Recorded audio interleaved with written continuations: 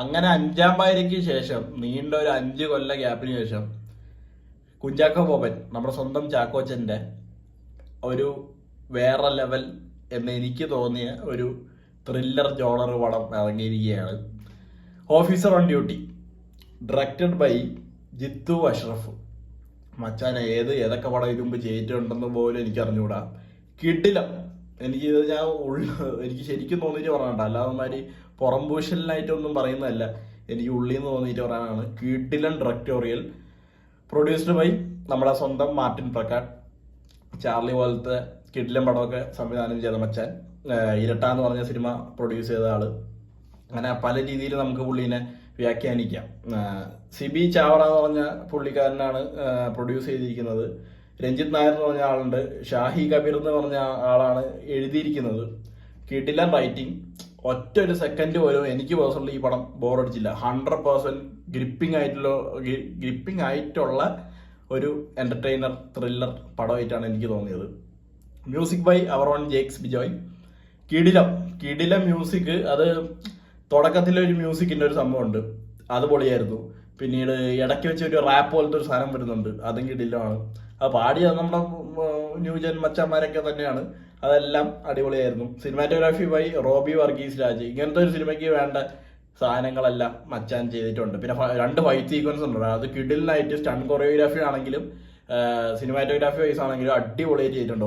ഒരു മോർച്ചറിൻ്റെ അകത്തുള്ള ഒരു ഫൈറ്റ് സീക്വൻസും പിന്നെ ക്ലൈമാക്സിലുള്ള ഒരു റബ്ബർ ഫാക്ടറിക്കകത്തുള്ള ഒരു ഫൈറ്റ് സീക്വൻസും കിടിലിനായിട്ട് അത് എന്തൊക്കെ ചെയ്യാൻ പറ്റുമോ അതിൻ്റെയൊക്കെ എക്സ്ട്രീം കൊടുത്ത് അത് ചെയ്ത് വെച്ചിട്ടുണ്ട്. അത് പൊളിയായിരുന്നു. Edited by our own Chaman Chacko.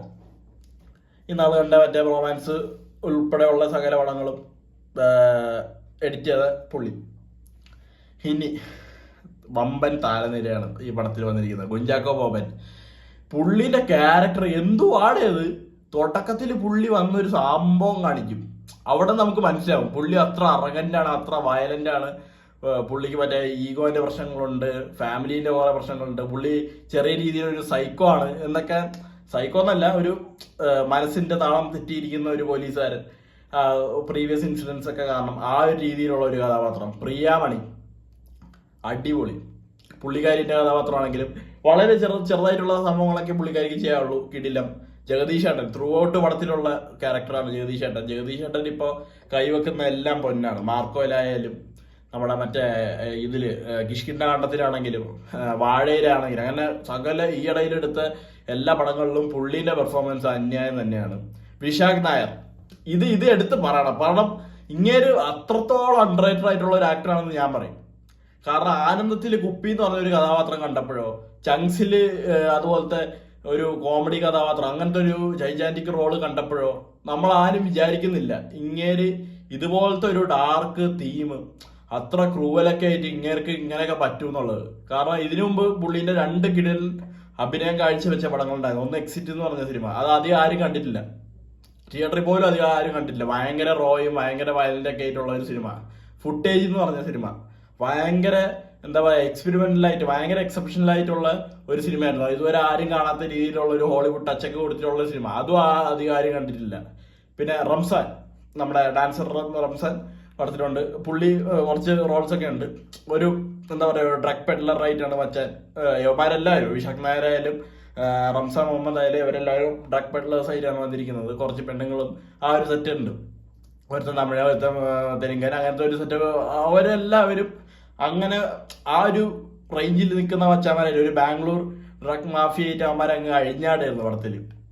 പിന്നെ ആരാണ്, മീനാക്ഷി അനൂപ്, ഒപ്പം അമർക്കടം തോണി, അതിലൊക്കെ ഉള്ള പുള്ളിക്കാരി കുറച്ചേ ഉള്ളൂ, വളരെ ചെറിയ റോളാണ്. പുള്ളിക്കാരി അടിപൊളി രീതിയിലുണ്ട്. പിന്നെ 2-3 പോലീസുകാരി കഥാപാത്രങ്ങളുണ്ട് ത്രൂ ഔട്ട് പടത്തിൽ കൂടെ നടക്കുന്നത്. എല്ലാവരും പൊളി. എനിക്ക് സത്യം പറഞ്ഞാൽ പണ്ട് മെമ്മറീസ് ഒക്കെ കണ്ടിറങ്ങിയപ്പോൾ, അങ്ങനെയല്ല കണ്ടിറങ്ങി എന്ന് പറയുകയാണെങ്കിൽ അന്നത്തെ ബുദ്ധിക്കും ബോധത്തിലൊക്കെ വെച്ച് സംഭവം മനസ്സിലായി. പക്ഷെ കൊള്ളാം, ഈ ഒരു ഇത് ഉണ്ടായിരുന്നു. പക്ഷെ ഇപ്പോഴൊക്കെ മെമ്മറീസ് ഇരുന്ന് കാണുമ്പോഴത്തേക്കും വാട്ട് എ മൂവി മാൻ എന്ന് തോന്നിക്കും. ആ ഒരു രീതിയിലുള്ള ഒരു തോന്നലാണ് എനിക്ക് ഓഫീസർ ഓൺ ഡ്യൂട്ടി എന്ന് പറയുന്ന സിനിമ കണ്ടപ്പോഴും തോന്നിയത്. പിന്നീട് പറയാൻ എന്തോന്നടേ, നല്ല രസമായിട്ട് തന്നെ എഴുതിയിട്ടുണ്ട്. ഭയങ്കര രസമായിട്ട് നമുക്ക് ഒരു രീതിയിലും ബോറടിക്കാത്ത രീതിയിലൊക്കെ ആയിട്ടാണ് ഇത് എഴുതി വെച്ചിരിക്കുന്നത്. 2.25 മണിക്കൂറുള്ള ഒരു സിനിമയിൽ തുടക്കം മുതൽ അവസാനം വരെ നമുക്കിങ്ങനെ ഇരുന്ന് കാണാം. വലിയ ട്വിസ്റ്റോ ടോൺസോ അങ്ങനെയൊന്നുമില്ല. എല്ലാം പെട്ടെന്ന് പെട്ടെന്ന് റിവീലായി വരും. കേസിന്റെ ഇൻവെസ്റ്റിഗേഷൻ ആണെങ്കിലും അത് ഓരോരോ വഴിയിൽ ഈ കുറ്റാന്വേഷണത്തിനെ കുറിച്ച് പുള്ളി ഒരു ഡെഫിനിഷനൊക്കെ കൊടുക്കുന്നുണ്ട് ചാക്കോ ചെമ്പടത്തില്. അപ്പം ഒരു അള്ളു രാമേന്ദ്രൻ കൈൻഡ് ഓഫ് റോളാണ് പുള്ളീന്റെ, ഒരു മൊരടൻ, ചെറിയ മൊരട്ട് സ്വഭാവം. അതിനൊക്കെയുള്ള കാരണങ്ങളും ബാക്കി ഡീറ്റെയിലിങ്സും എല്ലാം പടത്തിൽ പറഞ്ഞു പോകുന്നുണ്ട്. അപ്പോൾ എനിക്ക് ഭയങ്കര കൺവിൻസിങ് ആയിട്ട് തോന്നി പുള്ളീന്റെ കഥാപാത്രവും ഈ സിനിമയും. അപ്പോൾ നിങ്ങൾ കണ്ടുപോകണേ. ഞാൻ പറയുമ്പോഴത്തേക്കും കഴിഞ്ഞ ഫെബ്രുവരി എങ്ങനെയായിരുന്നോ അതുപോലെ തന്നെയാണ് ഈ ഫെബ്രുവരി. കഴിഞ്ഞ ഫെബ്രുവരി നമുക്ക് പ്രേമലു, മഞ്ഞുമല്, ഭ്രമയുഗം, പിന്നെ അന്വേഷിപ്പും കണ്ടെത്തും, ഇതൊക്കെ പോലത്തെ കീട്ടിലെ പടങ്ങൾ ഉണ്ടായിരുന്നു. അതുപോലെ തന്നെയാണ് ഈ ഫെബ്രുവരി എനിക്ക് പേഴ്സണലി ഫീൽ ആയിട്ടുള്ളത്. റൊമാൻസ് ആണെങ്കിൽ ഒരു ഫൺ എന്റർടൈനർ, ഒരു സ്പോർട്ട് ഡ്രാമയായിട്ട് നമുക്ക് ദാവീദിനെ വേണമെങ്കിൽ കണക്കാക്കാം. അല്ലാത്ത രീതിയിൽ ഒരു എക്സ്പെരിമെന്റൽ കൈൻഡ് ഓഫ് ഒരു കോമഡി പടമായിട്ട് നമുക്ക് ഭയങ്കര കണക്കാക്കാം. ഇപ്പൊ ഈ പടം കിട്ടില്ല, ഇത് തൂക്കോടെ, ഇത് അടിച്ച് വാരും. ഞാൻ മിക്കവാറും വൈകി കൂടി പോയി കാണും. എനിക്ക് ഭയങ്കര ഇഷ്ടപ്പെട്ടു. എനിക്ക് ഈ പടം കഴിഞ്ഞ ആഴ്ച FDFSന് പോയതിന് പകരം ഈ ആഴ്ച ഈ പടത്തിന് ഇപ്പൊ പോയിരുന്ന ഈ കൊള്ളായിരുന്നു തോന്നിപ്പോയി.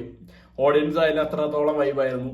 ടോട്ടലി ഒരു എന്താ പറയുക, കംപ്ലീറ്റ്ലി പാക്ക് ആയിട്ടുള്ള തിയേറ്ററിലാണ് ഇരുന്ന് കണ്ടത്. അപ്പൊ അതിൻ്റെതായ കുറെ രോമാഞ്ചം, ഗൂസ്പം മൊമെന്റ്സ് ഒക്കെ ഉണ്ടായിരുന്നു. പ്രത്യേകിച്ച് ക്ലൈമാക്സിലൊക്കെ ഒരു സാധനമുണ്ട്. അയ്യോ, വേറൊരു കഥാപാത്രമുണ്ട്. പ്രിയാമണിന്റെ അച്ഛനായിട്ട് അഭിനയിച്ച ഒരു പുള്ളി, ഒരു എക്സ് മിലിറ്ററി ഓഫീസറാണ്. കിടിലം. അത് നിങ്ങൾക്ക് പടം കാണാൻ പറ്റില്ല, ഇത്ര ഞാൻ പറയുന്നുള്ളൂ, കൂടുതലായിട്ടൊന്നും പറയുന്നില്ല. നിങ്ങൾ എത്രയും പെട്ടെന്ന് ഫാമിലി ആയിട്ടോ ഫ്രണ്ട്സ് ആയിട്ടോ എങ്ങനെയെന്ന് വെച്ചാൽ ടിക്കറ്റ് എടുത്ത് ഈ പടത്തിന് പോയി നോക്കുക എന്നേ ഞാൻ പറയുള്ളൂ.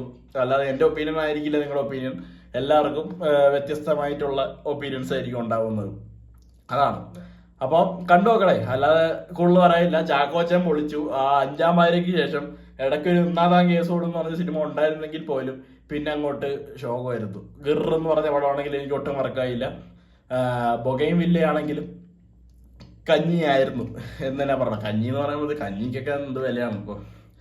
കഞ്ഞിയൊന്നുമല്ല, അതിലും മോശമായിട്ടുള്ള ഒരു സിനിമയായിട്ടാണ് മൽനീര ചിത്രമായ ബൊഗൈൻ വില്ല കുഞ്ചാക്കോ ബോബൻ അഭിനയിച്ച പടം എനിക്ക് തോന്നിയത്. ബട്ട് ഈ പടം കിട്ടില്ല. മാർട്ടിൻ പ്രകാട്ട് നിങ്ങൾ ഇനി അടുത്തൊരു ഡയറക്ടോറിയൽ വർക്കായിട്ട് വരണം എന്നാണ് എൻ്റെ ഒരു അഭിപ്രായം. കാരണം പുള്ളിക്ക് അറിയാം, ഒരു കഥ കേൾക്കുമ്പോഴത്തേക്കും ഇത് ഏത് റേഞ്ചിൽ എത്തുമെന്ന് പുള്ളിക്ക് അറിയാം. നായാട്ട പോലത്തെ കിട്ടില്ല പടമൊക്കെ ചെയ്ത മച്ചാനാണ്. അത്രേ ഉള്ളൂ. അപ്പോൾ പടം പോയി കാണട്ടെ. Bye bye.